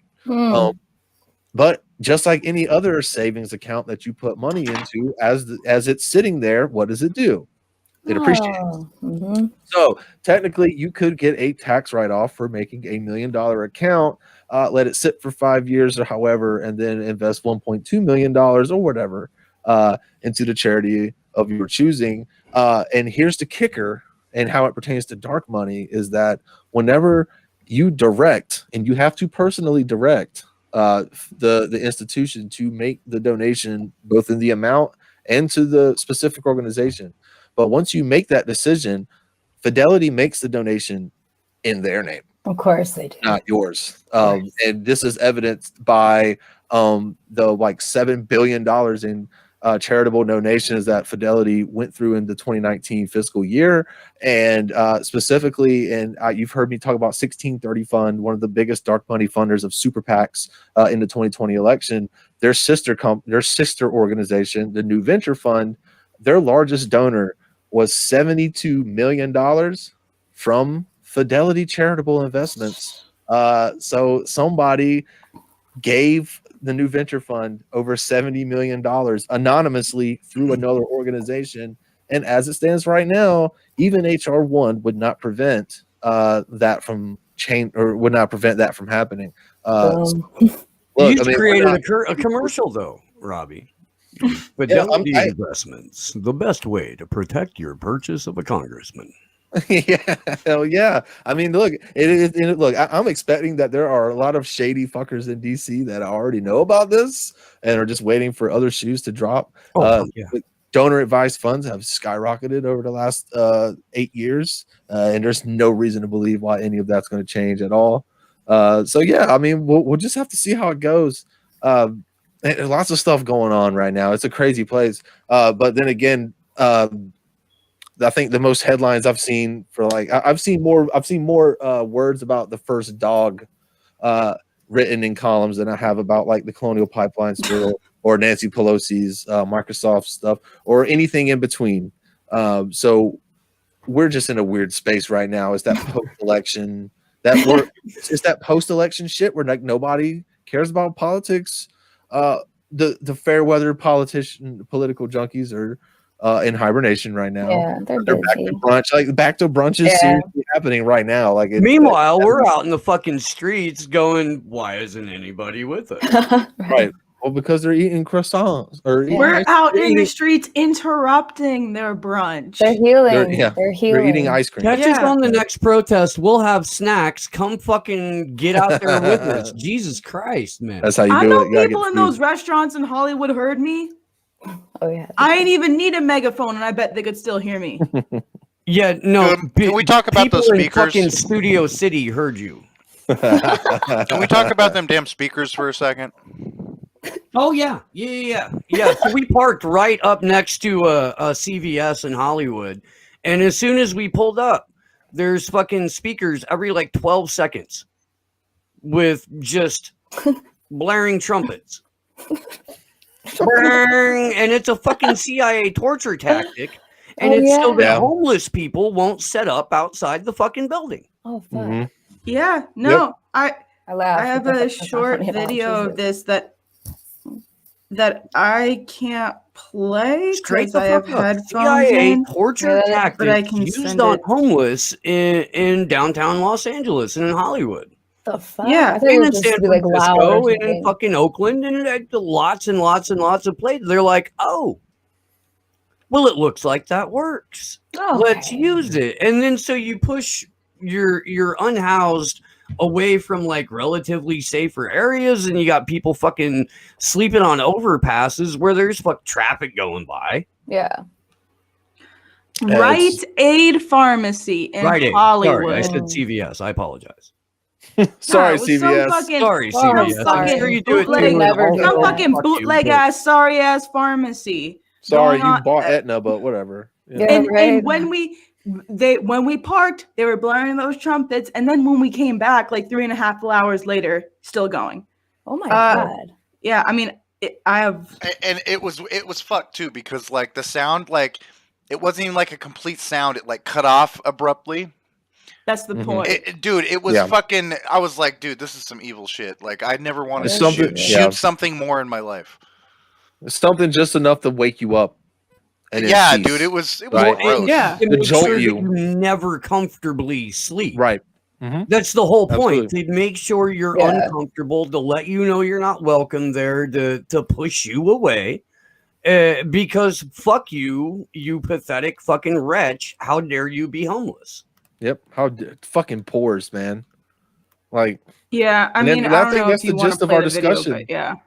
That's the gist of the discussion today. From Nancy Pelosi to right now, it's like fucking pores. Like, why can't you just like not be poor? I guess. So like, because I mean, and that's the way our government operates. They're like, silly poor people, money's for rich people. Yeah. Silly poor people. What the fuck? Insider trading is for insider trading is for stay away from everybody else. Stop stocks. Did you have your fun? Yeah. Robbie, let everybody know where they can catch you and how they can support you. You can support me and catch me on Rockfin and Twitter. Both of them. I do my shit talking and a lot of news breaking on Twitter, and then I do my deep dive articles on Rockfin. They're both the same handle, Roblet of Fire, ROBLET of Fire. Best fucking handle on the internet, man. I'm glad like, at least somebody gets it right. Because it's right up there. It's right up there with your all dunces. Yeah, and I love how Pasta always calls me Roblito Fire. He's so funny, man. I swear to God. But either way, yeah, you can find perpetually like in mid-stroke, and we don't know it, and one day he's just gonna like completely fucking stroke out, and we'll be like, I need to watch my mouth because I gotta do a show tomorrow.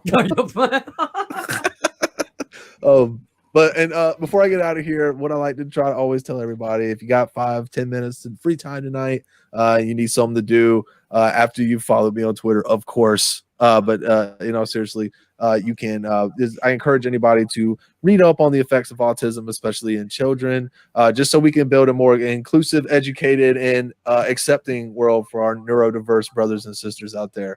But other than that, guys, thank you so much for having me on the show again. Unfortunately, I do have to go, but anytime you guys want to have me back to shoot the shit for a while, it's always a blast. So thank you so much. Robbie, your family should love you, Rob. You're awesome. Great. Appreciate it, guys. I'll see you guys around. Bye, okay? Robbie. Robbie. Bye, guys. So I don't want anybody else to think they get to leave yet, because we've got more shit to cover. Do you want to play is that? It heartwarming, huh? Yeah. Do you want to play that short video I sent in the Element, Sleepy, just to know?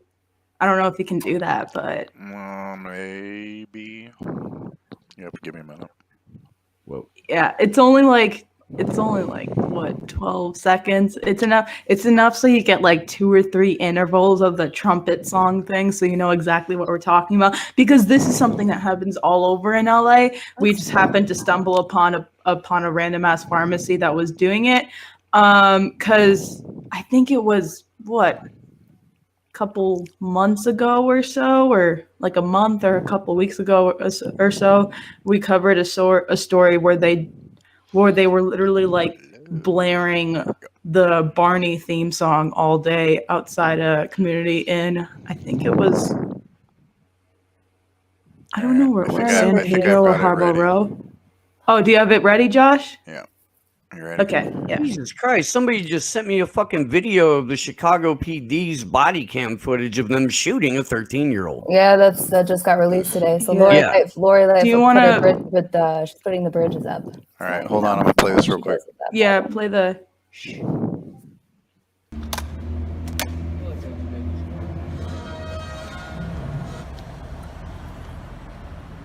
They do that. I just realized they totally do that in Chicago.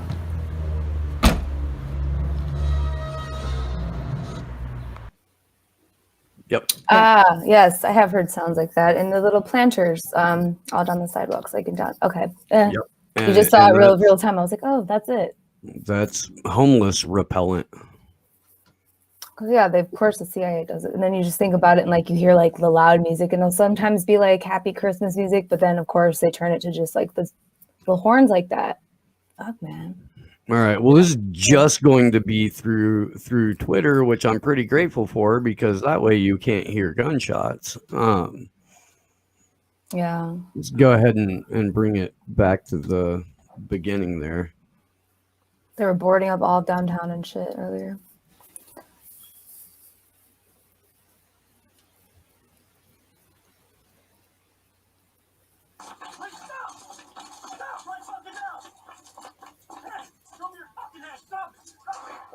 Jesus.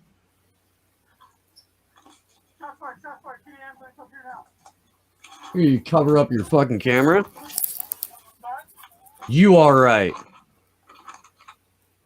Fucking pig. You just shot a fucking 13-year-old dead, and you're like, are you all right? It's like it's just this reaction, then they're like, oh, what did I just like? You just shot a fucking child. That's probably about 15 minutes from where I'm at. 15? Like just fucking it. I mean, not saying it's everywhere, but it's yeah. I mean, I'm they're curious to see what here in transpires LA, this evening. Yeah. It's hard not to be like, well, fuck it, riot. Right. And then the fucking Lori Lightfoot getting on, doing her press conference. It's like, we need to use this as, an opportunity to see how we can improve things between children, like cops and police. Just shut the fuck up. I can't even speak straight because I want to burn your building and your homes down. Now. Yeah. What does she do to handle it tonight? I'm gonna put the bridges up downtown, because everyone going in downtown. So she just lifts the drawbridges. So she did that all summer.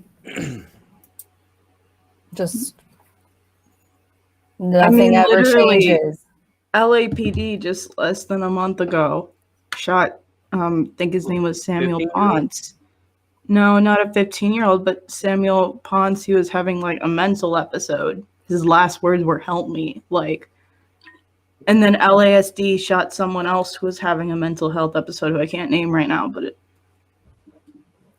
people like, just for example, in and you expect me to lose sleep over broken glass. Well, yeah, fuck that. The people will talk about, well, what about the communities killing each other? Like that too. Like, yeah, there were over 4,000 people shot in the city last year, but it's like, how about the whole? Just what the fuck are we doing in general? There's obviously a serious problem here. If everybody's killing everybody, maybe something's wrong. Right.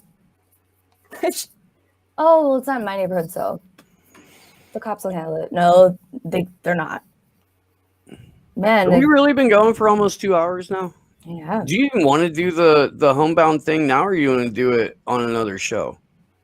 Because I feel like we really should fucking talk about that, because we've been talking about the homeless for the last little while and throughout, and this is forced vaccination of the fucking homeless through the Los Angeles Sheriff's Department.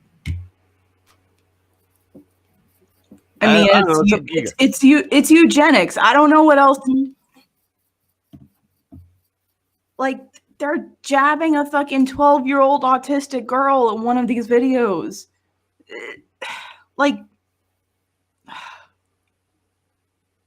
Yeah, except for they had to put a pause on forced vaccination of the homeless because they were giving them the Johnson & Johnson vaccine. Mm-hmm. That's a pattern. The Johnson & Johnson one tends to be going to the homeless, because the headline I sent you guys earlier. Why is that, I wonder? The one that's having the most problems. Weird. Yeah, meanwhile, they basically refused to report or underreport the over 2,500 fucking injuries that have resulted from the Pfizer vaccine, because the mRNA vaccine is the foundation for the fourth industrial revolution. So you can't accurately report on it. Meanwhile, you can force vaccinate the homeless. Yeah. Through a program called Operation Homebound. Which is just like the most fucking AstraZeneca and Johnson vaccines are just fucking stand-ins for eugenics programs. Like, they're giving these to fucking disabled people and autistic kids and homeless people, and without proper informed consent, I'm sure, because once I'm able to fucking cool down, I'm gonna see if I can contact someone about this, or all it's gonna be Glory go out and punch a sheriff day. Like, oh.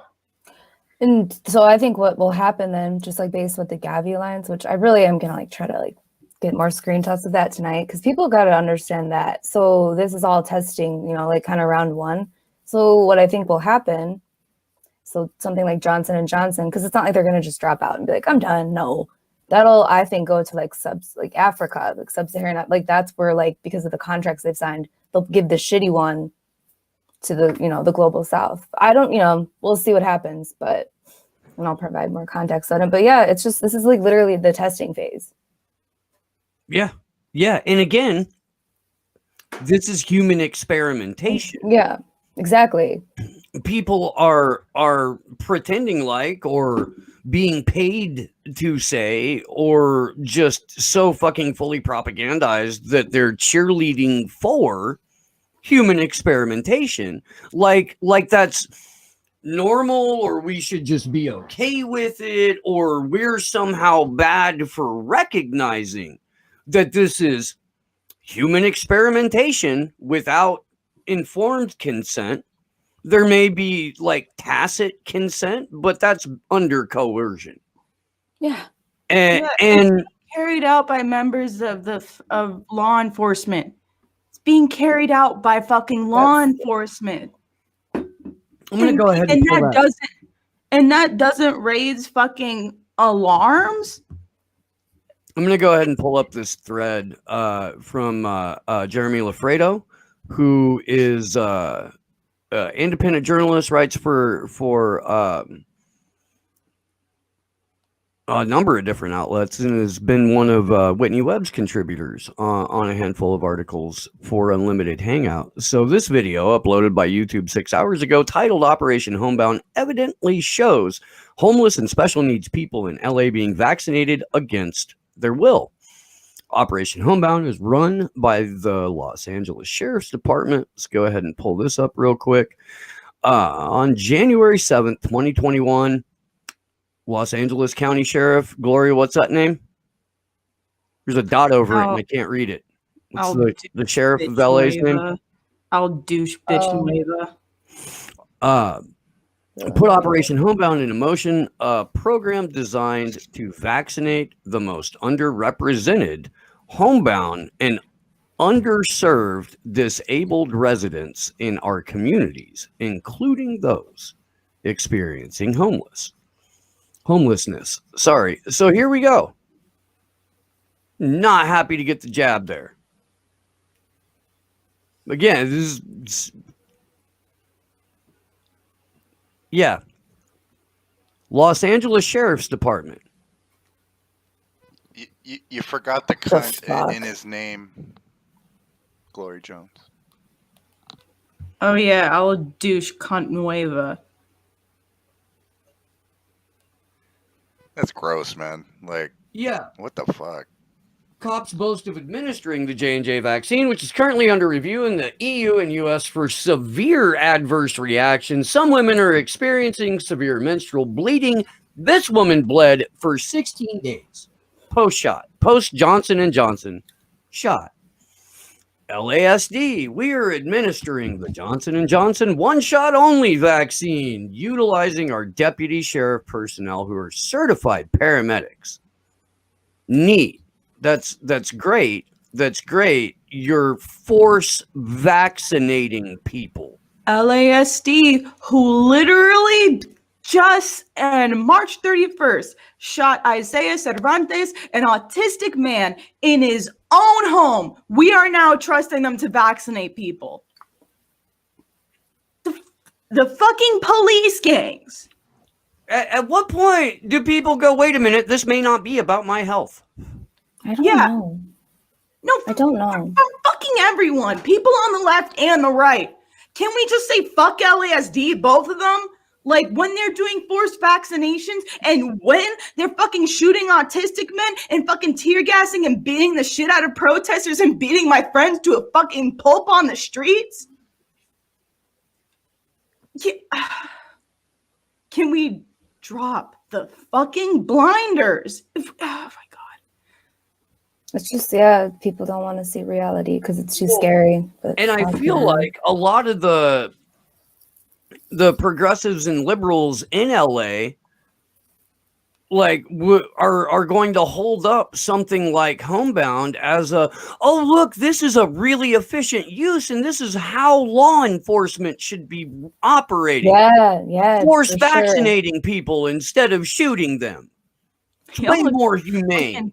Dumbasses, because you got that J&J vaccine thinking, oh, it's only one shot, it's the easiest one to get. Yeah, exactly. Now even LA County had to fucking recall it. Even Operation Homebound was put on fucking pause until the CDC and FDA complete their full reviews. Which, again... And hey, listen, guess what? And because LAPD, they lied about using facial recognition before. Who knows? Maybe they're still going out and committing forced vaccinations against people. How can we fucking trust their word? I mean, you flat the fuck out can't, and you shouldn't. And to kind of like, I don't know, dude. We're force vaccinating the homeless. And the homebound and the disabled, because again, why? Because seriously, fucking why? Because it's not like homeless people writ large, as a body population are really at risk for this thing. They're not part of the fucking risk pool. Then again, neither are children, which is why they had to suspend the fucking vaccine program of children. The one risk, or the one fucking group of people in general that was like least likely to contract coronavirus. Hey guys, that's a fucking autistic child being vaccinated by a fucking sheriff. Fuck 12, fuck 12, fuck 12, fuck 12, fuck 12, fuck 12, fuck 12. Well, and that's not, I mean, look, dude, yes, fuck 12. Yes. But like, if it wasn't the sheriffs doing that, it would be somebody. Yeah. Oh, yeah. Well, they're cooperating with fucking local community organizations, too, who don't know any fucking better. Yeah, that's like, I see the smaller ones that they just don't know any better. Too. It's all the way. Hey, does anybody know if we have an ABB tonight? I don't know. Anybody talk to I was talking to Lubers like probably like an hour before the show. So he's messaging me some crazy shit, but totally unrelated to doing a show. I don't know. I mean, if we do, we're gonna have a talk when we get off stream. Like crazy shit, dude. All right, but in fact, we've been going just about 2 hours. Why don't we go ahead and wrap? Maybe that way I can run and go grab a fucking electronic cigarette before ABB. I don't know, dude. Allie, what you got? I got nothing. I just got a bunch of ideas that I want to research. So that's all I got. But we'll see. Yeah, this weekend. We got a lot of stuff going on. So yeah. Holy fuck, you guys. We have an incredible lineup this week. I can't believe we didn't fucking open the show with that. Jesus Christ, this is what you fucking come here for. Saturday at 2:00 in the afternoon on the East Coast, 11 a.m. Pacific, we will be joined by Ryan Christian, the Last American Vagabond. Probably an ABB that day, although I'm not sure. I'm never sure. Really not. Sunday turned into a fucking monster, just sort of accidentally. But we're going to start the day off with Danny Sherson, 10 a.m. on the West Coast, 1 p.m. on the East Coast. Right after that, we're going to be joined by Whitney Webb and Johnny Vedmore once again. And then we'll wrap the day with Amber King from Roar Media. And holy crap, dude, like that's just between Robbie's financial disclosures, the work that Amber's done on vaccines, on women's health in general, and then of course Whitney and Johnny, like there's more breaking news coming up, more news breakers just in like a 4-day run than most giant platforms can give you in a fucking month. Yep. Yeah. That's where we are. Glory Jones.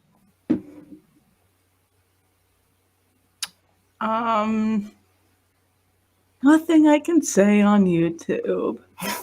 You're also on a number of other platforms, and we don't give a fuck if they throw us off of YouTube. So why don't you go ahead and say that shit? Get it out. I don't know if I can say it. I don't. Damn. Don't get yourself arrested, and don't get me visited. But Yeah, same. That's why I'm not gonna. All right.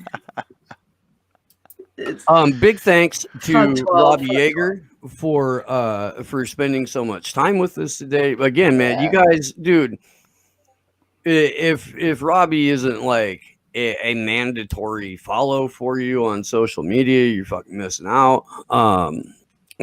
You want to see what he has to say because you're going to be reading about it in some other outlet in a few hours after he says it. Big thanks as always to Sleepy Josh on the ones and twos, Ali Alexander, Glory Jones, my better than your co-host. Everybody out there in the chat, everybody supports. Oh shit, we have one more Rockfin little super ray that do it, Glory. It'll make you feel better. Margaret Villa, thanks again. I'm sorry. It's all right. Margaret says, just quick mention again, Nancy Pelosi in Congress don't speak for us. The working class never has, and you're absolutely fucking right. Do you guys out there, you fucking rock, and we love you, and we really do appreciate the support, and holy fuck, do we need it? So, keep that energy, because fuck, we're not stopping anytime soon. We will see you guys soon. Good luck to us all.